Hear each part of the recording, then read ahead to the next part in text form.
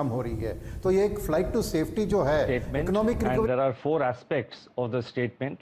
In the first part, I would spell out the deliberations which took place in the MPC and the decision of the MPC. In the second part, I would provide some guidance to financial markets. In the third part, I would announce some additional measures, and we have a number of them this time.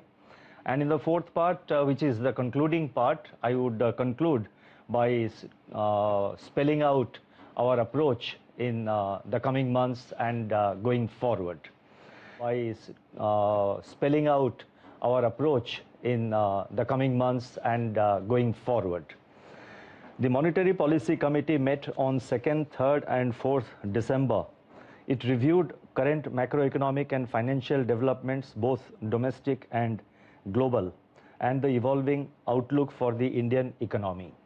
At the end of its deliberations, the MPC voted unanimously to leave the policy repo rate unchanged at 4%. It also decided to continue with the accommodative stance of monetary policy as long as necessary, at least through the current financial year and into the next year, to revive growth on a durable basis and mitigate the impact of COVID-19, while ensuring that inflation remains within the target going forward.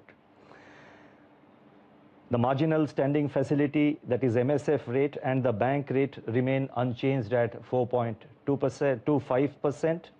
The reverse repo rate stands unchanged at 3.35%. I wish to take this opportunity to express my appreciation of the committee members for their valuable insights and guidance that contributed to the monetary policy decision taken today. I would also like to thank our teams in the Reserve Bank of India for their analytical and intellectual support and logistical assistance. Let me begin by setting out the thinking that went into the MPC's decision today and its rationale. The MPC was of the view that inflation is likely to remain elevated with some relief in the winter months from prices of perishables and bumper Kharif arrivals. This constrains monetary policy at the current juncture from using the space available to act in support of growth. At the same time, the signs of recovery are far from being broad-based and are dependent on sustained policy support.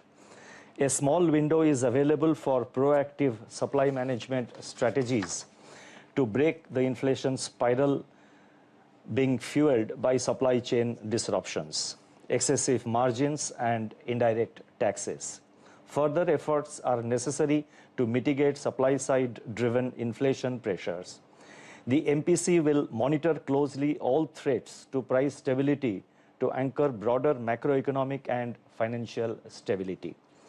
Accordingly, the MPC decided today to maintain status quo on the policy rate and continue with the accommodative stance as long as necessary, at least during the current financial year and into the next financial year, to revive growth on a durable basis and mitigate the impact of COVID-19 on the economy while ensuring that inflation remains within the target going forward. The year 2020 has been extremely challenging. It has tested and stretched our capabilities and even our inner reserves of strength, patience, and fortitude. As the year draws to a close, it would be appropriate to review our actions and the outcomes as we battled against the pandemic. What stood out, in my view, in all this endeavor was our determination to fight and overcome every trial that was flung at us. I am reminded here of the words of Mahatma Gandhi, and I quote, "Strength comes from an indomitable will." Drawing lessons therefrom, I shall try to set out our vision for the way forward. 2020, in fact, has been a year to remember.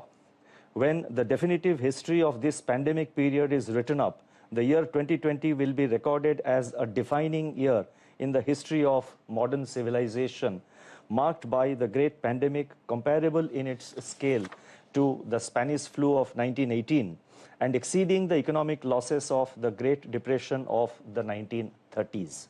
The COVID-19 broke out even as the world was gripped by a synchronized slowdown in activity And this is precisely what made the agony even more excruciating. Alongside this human and economic tragedy, history will also record the unprecedented response by central governments, by central banks and governments, healthcare systems and personnel, civil society organizations, and above all, the common people. Together, we have managed to contain human losses, ensured that financial systems and markets function normally. We have kept finance available and flowing, and reached out to the most vulnerable. The result was that near-term financial stability risks have been contained. Economic contractions have started to ease. Portfolio flows into emerging markets have recovered, and hard currency bond issuances have strengthened for those with stronger credit ratings. Throughout this period, the Reserve Bank acted preemptively to face head-on the challenges posed by the virus and manage the fallout of the pandemic on the Indian economy. Our overall endeavor is that going forward, output and employment losses get quickly recouped in an environment of macroeconomic and financial stability. With preservation of financial stability and depositors' interest being uppermost in our agenda, we could swiftly resolve the situation at two scheduled commercial banks. We remain strongly committed to preserve the stability of the financial sector and will do whatever is necessary on this front. While we are constantly focused on strengthening the regulations and deepening our supervision, financial sector entities like banks and NBFCs in particular should give highest priority to quality of governance, risk management, and internal controls. They are the first line of defense in matters relating to financial sector stability. The Reserve Bank's role as the debt manager and banker to the government was tested to the hilt in 2020, marked by the highest ever level of market borrowing. Our policies have resulted in the lowest average cost of borrowing in 16 years and the highest weighted average maturity of the stock of public debt on record.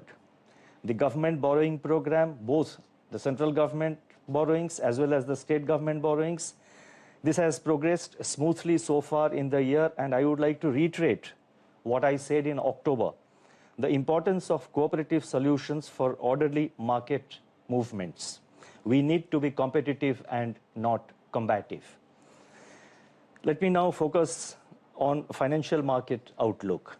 The measures taken by the Reserve Bank over the year gone by have also resulted in a significant moderation in the structure of interest rates across the spectrum, narrowing of risk spreads, and a record issuance of corporate bonds. Corporate bond spreads have in fact narrowed to pre-pandemic levels across the term structure. Financial markets have been working in an orderly fashion. The easing of finance conditions is in fact preparing the ground for strengthening the nascent recovery, the nascent signs of recovery that have become visible in the second half of 2021. These developments attest to the efficacy of the Reserve Bank's liquidity management measures, not just in lowering yields and borrowing costs, but also in building positive market sentiments as well as confidence in the assurances given by the Reserve Bank of India in October and the actions thereafter to anchor the guidance provided during the last MPC. Overall bond market conditions have evolved in an orderly manner and engendered congenial conditions for other segments of financial markets that price financial instruments off G-Sec yield curve. Debt management operations, monetary operations, and market expectations are in harmony and share a common outlook. This augurs well for financial stability. I take this opportunity to commend market participants for responsible behavior and for contributing significantly to producing these positive outcomes. The Reserve Bank, on its part, stands ready to undertake further measures as necessary to assure market participants of access to liquidity and easy financing conditions. In the external front, the hardening of yields in the US reflects the lift from reflation trade. Prospects of political stability and expectations of fiscal stimulus have churned up risk appetite, causing investors to exit safe haven of US treasuries and search for returns. As a consequence, surges of capital flows have flooded into India. The Reserve Bank has been taking measures for dampening volatility and enabling orderly evolution of the exchange rate in consonance with the underlying domestic fundamentals. Mindful of the consequences of these actions for domestic liquidity and inflation, the injections of liquidity through forex interventions are being sterilized by absorptions through the reverse repo. We will continue to respond to global spillovers in order to secure domestic stability with our liquidity management operations. The various instruments at our command will be used at the appropriate time, calibrating them to ensure that ample liquidity is available to the system. I repeat, we will use various instruments at the appropriate time while ensuring, and I repeat, while ensuring that ample liquidity is available to the system. Instruments like OMO purchases, operation twists, and reverse repos will continue to be used. Our paramount objective is to support growth while ensuring that financial stability is maintained and preserved at all times. Let me now turn to assessment of the growth and inflation outlook. Let me first set out the MPC's assessment of underlying inflation dynamics and the outlook. CPI inflation rose sharply to 7.3% in September and further to 7.6% in October, with some evidence that price pressures are spreading. The outlook for inflation has turned adverse relative to expectations in the last 2 months. While cereal prices may continue to soften with the bumper Kharif harvest arrivals and vegetable prices may ease with the winter crop, other food prices are likely to persist at elevated levels. Cost push pressures continue to impinge on core inflation, which could remain sticky. Taking into consideration all these factors, CPI inflation is projected at 6.8% for Q3 2021, 5.8% for Q4 2021, and 5.2 to 4.6% in H1 of 21-22, with risks broadly balanced. Against this backdrop, we must now turn our attention to nurturing the recovery beyond meeting up of the pent-up demand and focus on setting it on a firm trajectory of sustained and high-quality growth. Data that have become available for Q3 2021 confirm that the economy is recuperating faster than anticipated, and more sectors are joining the multi-speed return, the multi-speed upturn that I had highlighted in my statement in October. The contraction in Q2 in the NSO's end November preliminary estimates has turned out to be shallower than projected in October. The Manufacturing and Services Purchasers Managers Index, that is PMI, at 56.3 and 53.7 respectively in November 2020, remain in expansion zone. High-frequency indicators of services showed stability and increase in the number of optics. In fact, I have spelled out some of these details in the annex to my statement, which of course I would not be reading out because in the interest of time. The recovery in rural demand is expected to strengthen further, while urban demand is gaining momentum as unlocking spurs activity and employment, especially for the labor displaced by COVID-19. These positive impulses are, however, clouded by a possible rise in infections in some parts of the country, prompting some local containment measures. At the same time, the recovery rate has crossed 94% and is rising, with considerable optimism on the successes in vaccine trials. Consumer confidence over the year ahead has also turned optimistic.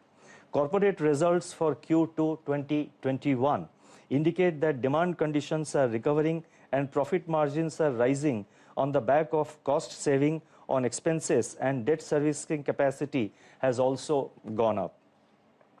Business assessment for manufacturing firms has entered the expansion zone in Q3 2021 after remaining in contraction in the last 2 quarters.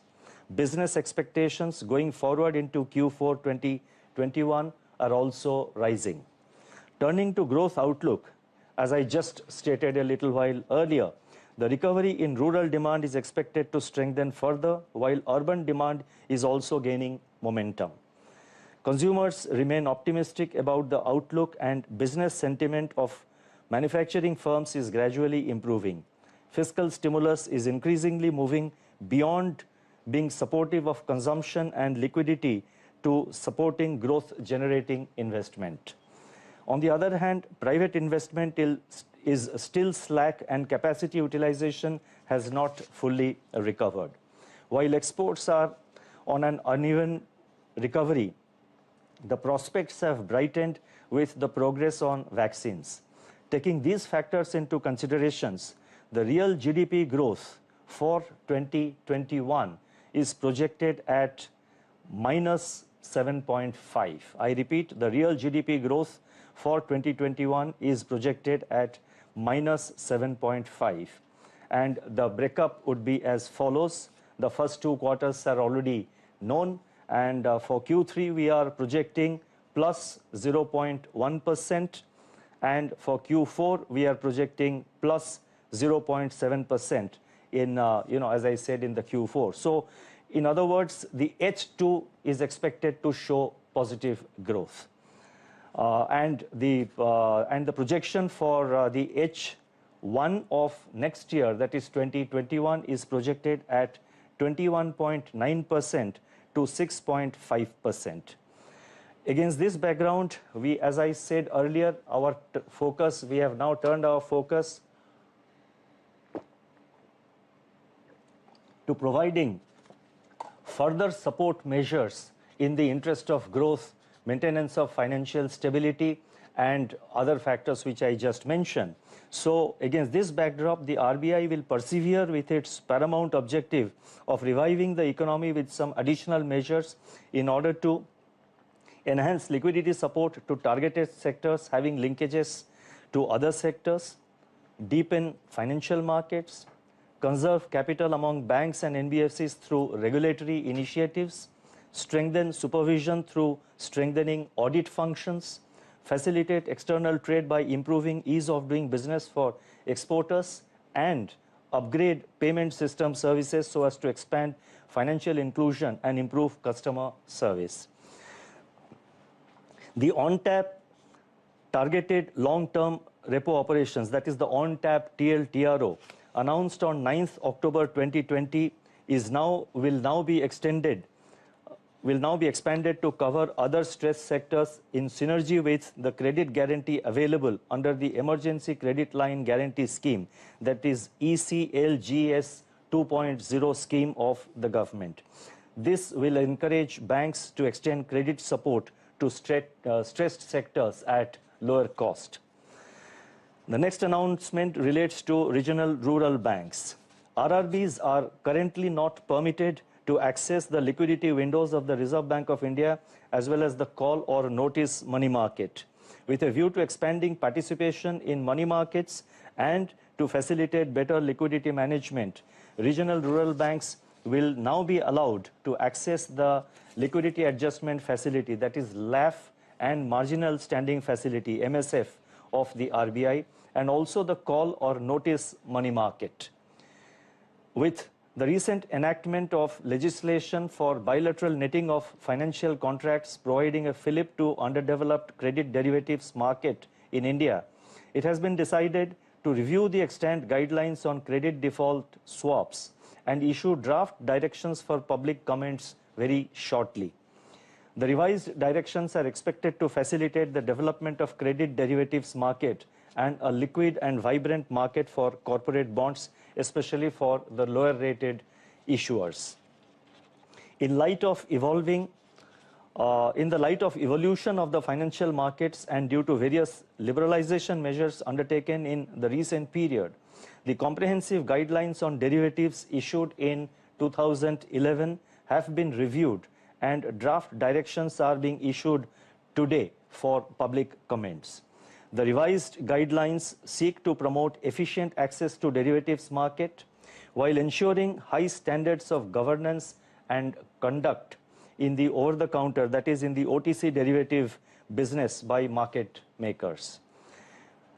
Comprehensive draft directions on call, notice and term money markets, certificate of deposits, commercial papers and non-convertible debentures with original maturity of less than 1 year are being released today for public feedback. The revised directions seek to bring consistency across products in terms of issuers, investors and other participants. These announcements which I made may sound a bit technical, but I can assure you that they will go a long way in promoting, and developing the corporate bond market and the derivatives market in India.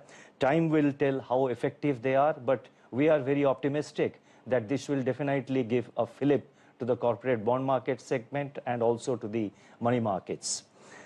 Let me now turn to regulation, and I will highlight some measures relating to banks. In response to COVID-19 pandemic, the Reserve Bank has focused on resolution of stress among borrowers and facilitating credit flow to the economy while ensuring financial stability. In continuation of this effort and to help banks conserve capital while creating room for fresh lending, which is very, very important, especially in the context of post-COVID revival, it has been decided after a review that commercial and cooperative banks will retain the profits earned in 2019-20 and not make any dividend payout from the profits pertaining to the financial year 19-20. The growing significance of NBFCs and their interlinkages with different segments in the financial system has made it imperative to enhance the resilience of the NBFC sector. Therefore, it has been decided to put in place transparent criteria as per a matrix of parameters for declaration of dividends by different categories of NBFCs.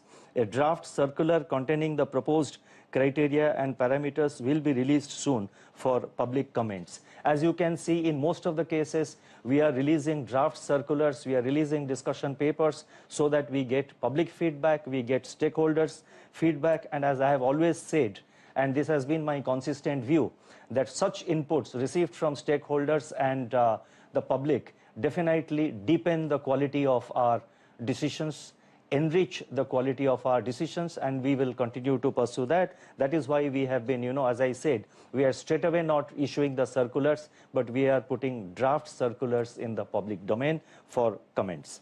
Further, the current regulatory regime for NBFC sector built on the principle of proportionality warrants a review. It is felt that a scale-based regulatory approach linked to systemic risk contribution of NBFCs could be the way forward. As part of the stakeholder consultation process, a discussion paper on this subject will be issued before January 15th, 2021 for public comments. Turning to supervision, our supervisory focus in improving the governance and assurance functions in supervised entities continues to engage the attention of the RBI. In this endeavor, the following measures are being announced today. These pertain to, number one, introduction of risk-based internal audit in large UCBs and NBFCs, and number two, harmonization of guidelines on the appointment of statutory auditors for commercial banks, urban cooperative banks and NBFCs to improve the quality of financial reporting. Details on these measures are in Part B of the MPC statement, MPC resolution, and the guidelines on these will be issued shortly. Turning to digital payments security, in order to significantly improve the ecosystem of digital payment channels with robust security and convenience for users, we propose to issue Reserve Bank of India Digital Payment Security Control Directions for the regulated entities. These directions will contain requirements for robust governance, implementation and monitoring of certain minimum standards on common security controls for channels like internet and mobile banking, card payments, etc. Draft directions in this regard will be issued shortly for public comments. With regard to financial literacy and education, I have one announcement to make. In order to deepen financial inclusion and financial literacy, a community-led participatory approach through Centers for Financial Literacy, I repeat, through Centers for Financial Literacy, CFL, was implemented by the RBI through select banks and non-governmental organizations as a pilot project in 2017. It is now proposed to expand the reach of CFLs from 100 blocks currently to every block in the country in a phased manner by March 2024. And I think this is a very important step which will promote financial literacy and financial inclusion across the country, even in the most underdeveloped and backward parts of the country. With regard to grievance redressal mechanism in banks, I have the following announcement to say. With a view to enhancing the efficacy of grievance redressal mechanism in banks, it has been decided to put in place a comprehensive framework comprising inter alia enhanced disclosures on customer complaints, monetary disincentives in the form of recovery of cost of redress of complaints, that is especially if there is no redress or if there is delayed redress, there will be a scheme of system of disincentives so far as the regulated entities are concerned. Then we will also undertake intense review of grievance redress mechanism and initiate supervisory action against regulated entities which fail to improve their redress mechanisms. With regard to external trade facilitation, and there are some procedural changes which we are making, and we are confident that this will improve the ease of doing business for exporters and will really help our export sector. The Reserve Bank has announced several measures in the past to enhance export competitiveness, ease of doing business for exporters, and minimize the procedural delays. Continuing with these efforts, it has been decided to further facilitate external trade by delegating additional powers to authorized dealer banks, AD banks, to regularize cases of direct dispatch of shipping documents by exporter irrespective of the value of export shipment. Similarly, to write off unrealized export bills without limits in specified circumstances. And the next one is that the AD banks are also being delegated with additional powers to allow set-off of export receivables against import payables with overseas group or associate companies under certain conditions, and also to consider refund of export proceeds without insisting on import of goods which are perishable in nature or had been auctioned, destroyed by port or customs or health authorities or any other accredited agency in the importing country subject to production of certain documents. Now, these announcements may sound very complicated, but let me assure you, the export sector and the exporters do know that what kind of ease of doing business it will facilitate and how it simplifies their day-to-day activities and operations. And finally, let me turn to certain changes we are making with regard to payment and settlement systems before I conclude my remarks today. The RTGS system will soon be made 24/7 in the next few days, and this was announced in the last MPC. With this enablement, it is proposed to reduce settlement and default risk in the system by facilitating settlement of AEPS, IMPS, NETC, NFS, RuPay, UPI transactions on all days of the week. Instead of 5 days earlier, now they will be done on all days of the week. This will make payments ecosystem more efficient. In order to expand adoption of digital payments in a safe and secure manner, it is proposed to enhance, at the discretion of the user, the limits for contactless card transactions and e-mandates for recurring transactions through cards and UPI from rupees 2,000 to rupees 5,000 from 1st January 2021. Let me now just conclude, and I now come to my concluding remarks. Thank you very much for your patience. The growth impulses that have emerged augur well for the revitalization of the Indian economy. Policy stimuli by government and the RBI are intended to nurture these growth sprouts to greater strength. Efforts are underway to ensure a calibrated unlocking of the economy, with cognizance and caution about the virus.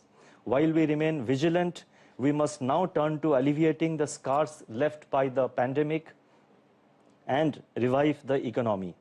The horizon has lighted up with a spate of positive news on the vaccines and a steady rise in recoveries. India's time has come to break free of the fetters of COVID-19 and reconfigure our destiny. We have borne with fortitude and courage the terrible havoc wrought by the pandemic. We have lost lives and loved ones, but not hope, not the conviction that we will overcome and emerge stronger. It is often said that life after COVID will not be the same again, but human endeavor has time and again shown that it is never too late to seek a newer world. We must reach out with a strong will to strive, to seek, to find, and not to yield. I am reminded here of a quote attributed to Socrates. In the face of adversity, we have a choice. We can be bitter or we can be better. Obviously, we will strive to be better. Stay safe, stay well. Namaskar.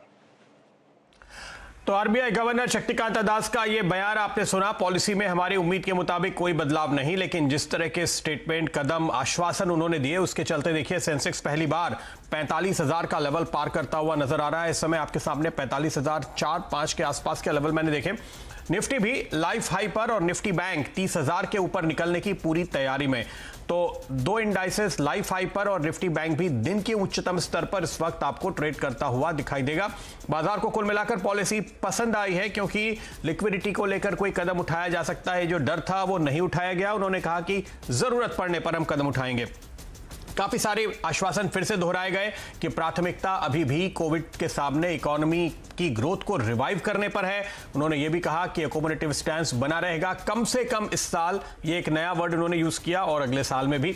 तो थोड़ा सा यहां पे language में tweak है, लेकिन आश्वासन अपनी जगह।